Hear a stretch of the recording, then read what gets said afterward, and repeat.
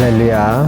온라인으로 예배드리는 성도님과 가정 가운데 하나님의 평안과 능력이 함께 하시기를 간절히 축원합니다. 사람은 누구나 인생의 짐을 지고 살아갈 수밖에 없습니다. 그것은 인생의 숙명과도 같은 일입니다. 알바왕이라고 불렸던 이종용이라는 분이 계십니다. 전주에서 시계방을 운영했었는데 월 매출이 3천만 원 정도 될 정도로 나름 잘 운영되던 그런 가게의 사장님이었습니다.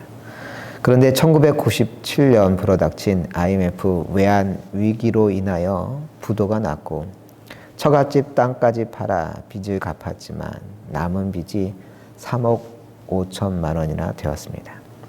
사업이 모두 망했는데 어떻게 빚을 갚겠습니까? 이종용 씨는 사업 대신 아르바이트를 해서 빚을 갚기로 결심했습니다. 하지만 한두 개의 아르바이트로는 돈이 안 모였기 때문에 결국 하루에 7개의 아르바이트를 시작했습니다. 새벽 6시에 일어나 떡을 배송하고 태권도 차량 운전을 하고 목욕탕 청소를 하고 야간 배달을 하고 신문지 광고지를 넣은 후 신문 배달을 했습니다. 저도 아르바이트를 이것저것 해봤지만 그 하나 하는 것도 쉽지 않았는데 이 이종용 씨는 무려 7개의 아르바이트를 하다니 정말 그게 가능한 일이겠습니까? 어떤 때는 하루에 400km를 운전하며 돌아다녀야 했습니다. 그렇게 10년 동안 한결같이 이종용 씨는 매일 2-3시간만 자며 7개의 아르바이트를 했고 그래서 2008년 10월 29일 마침내 3억 5천이라고 하는 빚을 모두 갚을 수가 있었습니다. 누구처럼 빚 안 갚겠다고 도망치지 않고 10년 동안 매일 2-3시간만 자면서 3억 5천만 원을 다 갚았으니 참 대단한 일이다라고 하겠지만 과연 저 10년이 정말 가치 있는 시간이었을까 싶은 생각이 들었습니다. 10년간 저렇게 열심히 살았으면 뭔가 남는 게 있어야 할 텐데 이종용 씨에게는 아무것도 없었기 때문이었습니다. 10년의 저 노고를 과연 그 무엇이 보상해 줄 수 있을까 그런 생각이 들었습니다. 그나마 다행이었던 것은 이런 이종용 씨의 이야기가 알려져 이후 강연을 하기도 하고 3억 5천만 원의 전쟁이라는 책을 출간하기도 했습니다. 하지만 그러한 기쁨도 잠시 10년간 하루에 2-3시간밖에 자지 않고 7개의 아르바이트를 하면서 몸에 무리가 올 수밖에 없었고 결국 안타깝게도 2014년 대장암으로 세상을 떠나고 말았습니다. 얼마나 안타까운 인생입니까? 그는 너무 무거운 짐을 지고 살았던 사람입니다. 보통 사람 같으면 도망가도 진작에 도망갔겠죠. 하지만 10년 동안 이종용 씨는 한 번도 핸드폰 번호를 바꾸지도 않고 어떻게든 3억 5천만 원을 갚기 위하여 안간힘을 썼던 겁니다. 그렇게 세상에 무거운 짐을 지고 살다가 그 짐으로 얻은 질병으로 인하여서 세상을 훌쩍 떠나버린 것이죠. 그러면 이종용 씨만 그렇게 인생의 무거운 짐을 지고 살고 있을까요? 아니죠. 우리 모두 저마다의 짐을 지고 살고 있지 않습니까? 직장인들은 업무라는 무거운 짐을 집니다. 회사 일이라는 게 그렇지 않습니까? 아무리 하기 싫어도 해야만 합니다. 이런 직장인들을 위한 책이 있더군요. 그 제목이 뭐냐? 출근하자마자 퇴근하고 싶다. 얼마나 회사 가기 싫었으면 출근하자마자 퇴근하고 싶을까요? 사실 직장에 출근하는 게 너무 행복해, 너무 즐거워 이런 생각 드는 사람이 과연 몇이나 되겠습니까? 직장 상사 때문에 스트레스 받고 때론 더럽고 안 입고 와도 참아야 하는 게 직장 아니겠습니까? 하루에도 수백 번 이거 때려치울까 그런 생각이 들지만 또 어떻게 그럴 수 있겠습니까? 먹고 살아야 하니까 꾸역꾸역 참아가며 출근하는 것 아니겠습니까? 그러니 출근하자마자 그 마음에는 빨리 퇴근하고 싶은 생각이 드는 거겠죠. 교사인 친구한테 언젠가 들은 이야기입니다. 아이들을 가르치고 싶어 교사가 되었는데 아이들을 가르치는 건 잠시고 오히려 맨날 다른 업무 때문에 야근하면서 집에도 못 가서 너무 속상하다고 하더군요. 학교에서 요구하는 행정적인 서류는 또 얼마나 많은지 그런 것들 준비하느라 정작 수업 준비는 제대로 못한다고.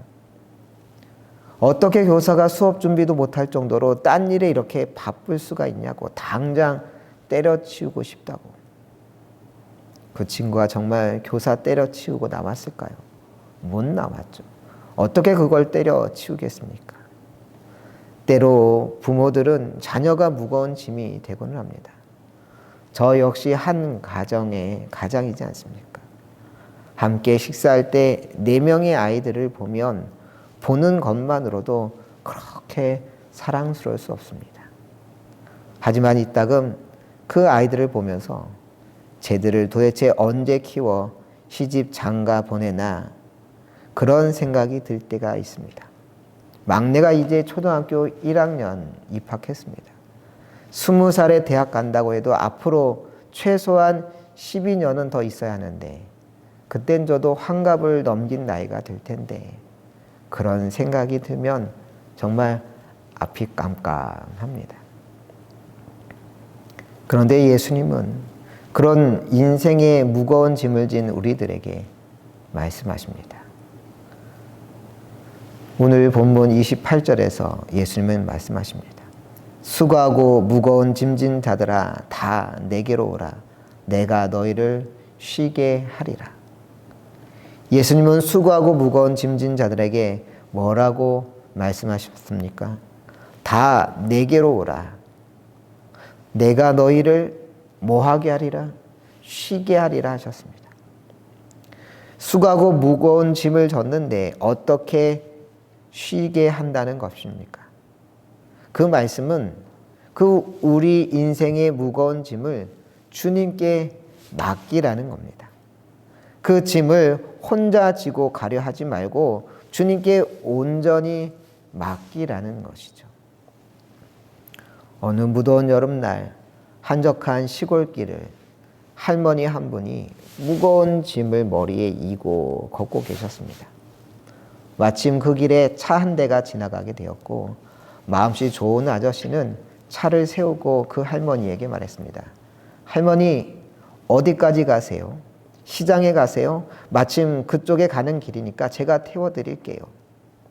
할머니는 잘 됐다 싶었습니다.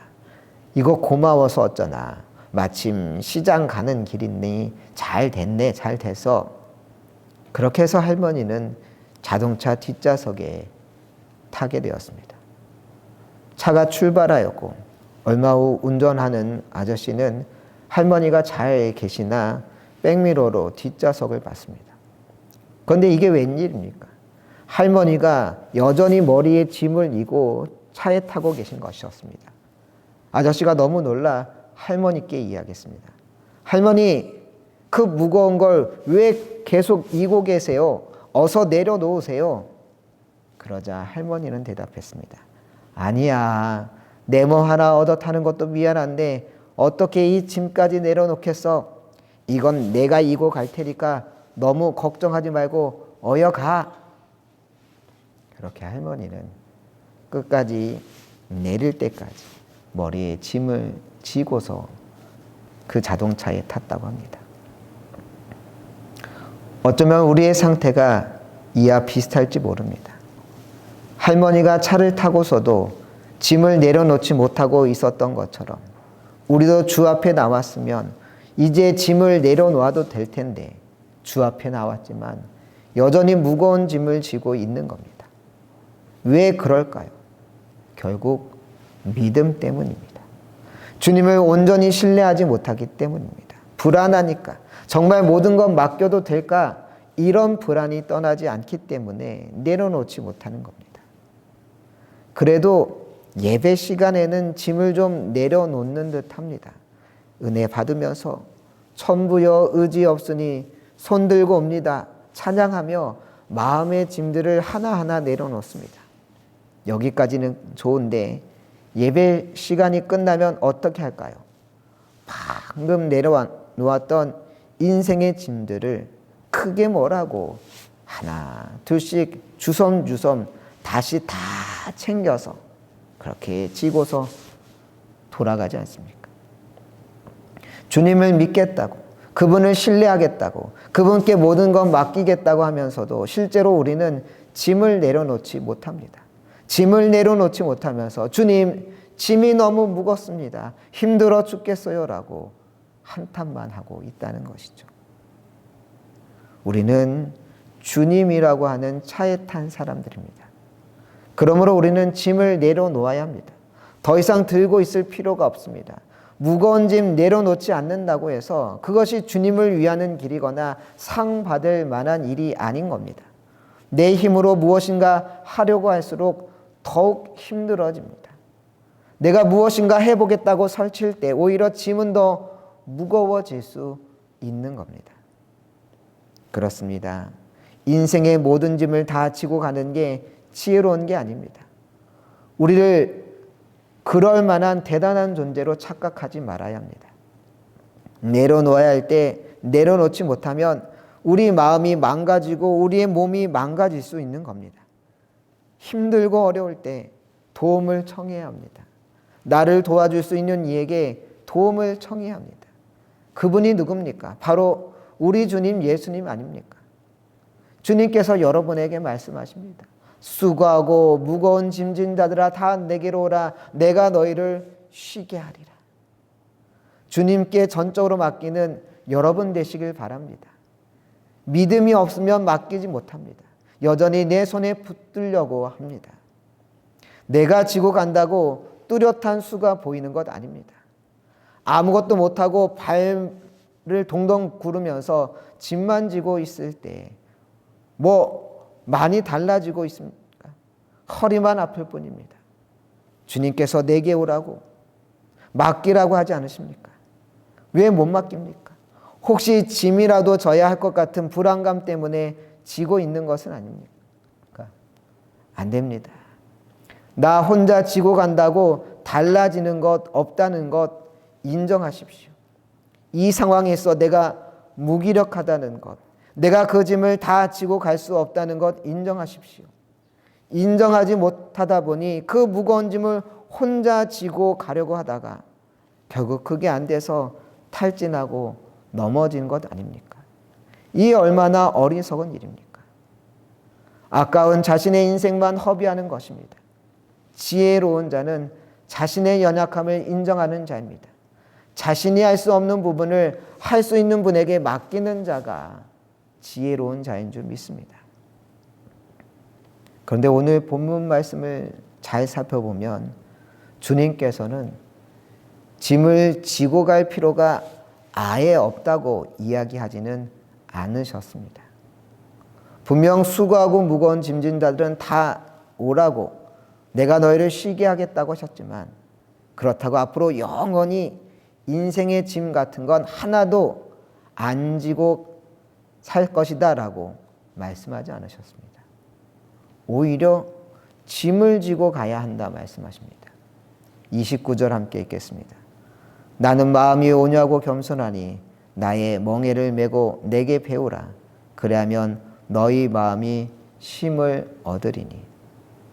이 구절에서 주님은 쉼을 얻게 될 것이라 말씀하셨지만 그것이 아무 일도 하지 않는 쉼은 아니었습니다. 오히려 무엇을 메라고 하셨습니까?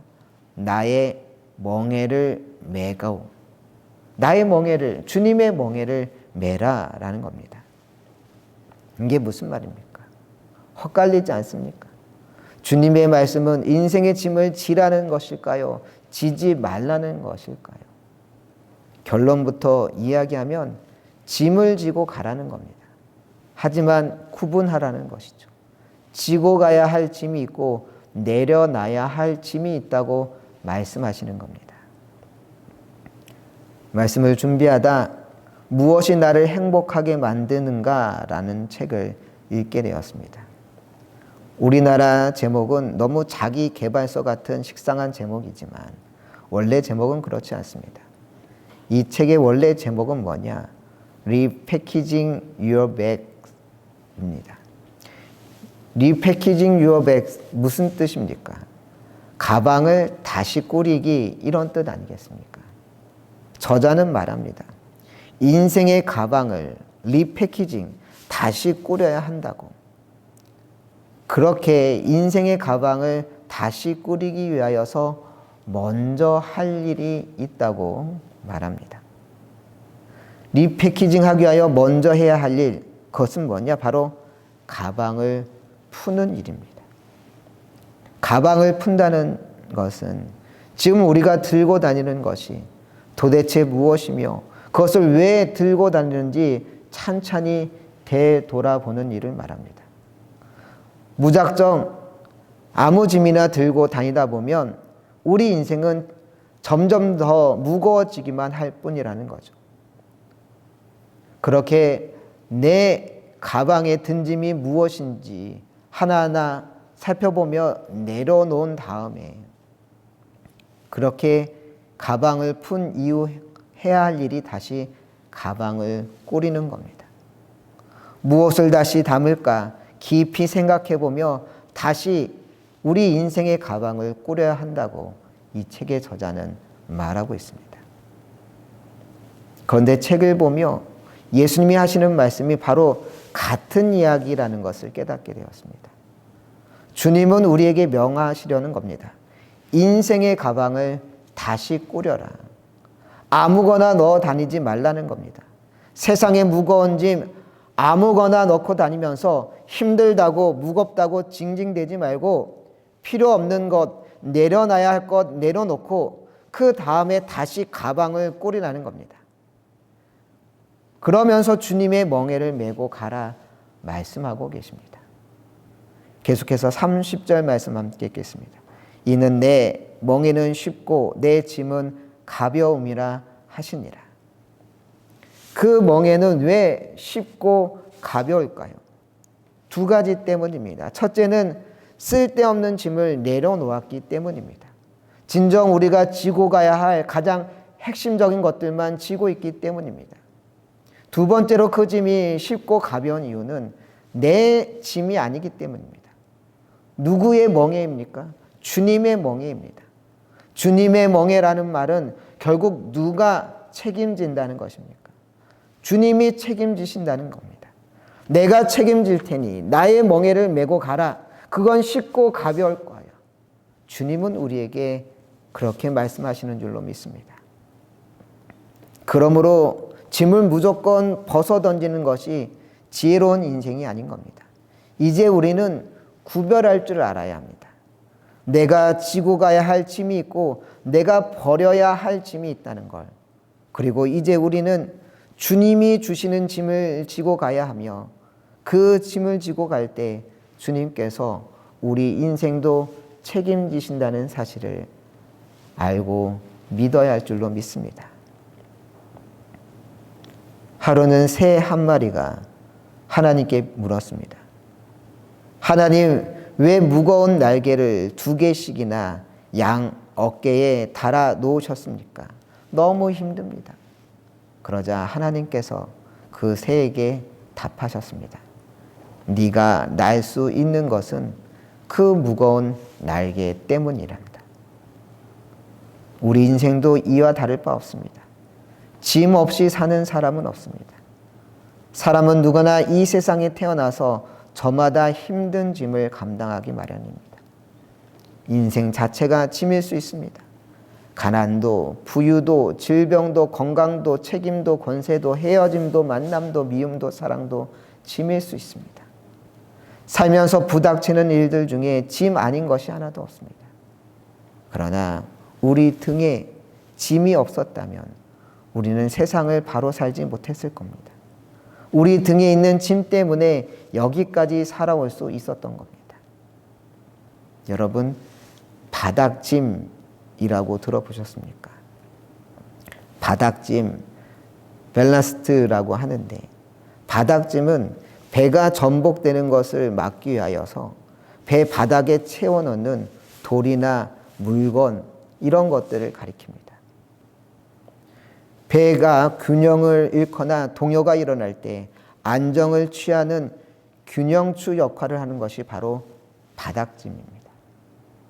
문제는 평상시에는 그 소용을 느끼지 못한다는 겁니다. 그런데 우리가 살아가면서 인간관계가 흔들릴 때, 집단 내에 대립과 갈등이 생길 때, 마음에 심한 갈등의 동요나 생각의 혼란이 생길 때, 극한 어려움에 처했을 때, 극복과 해결을 위한 균형추 역할을 하는 바닥짐이 필요합니다.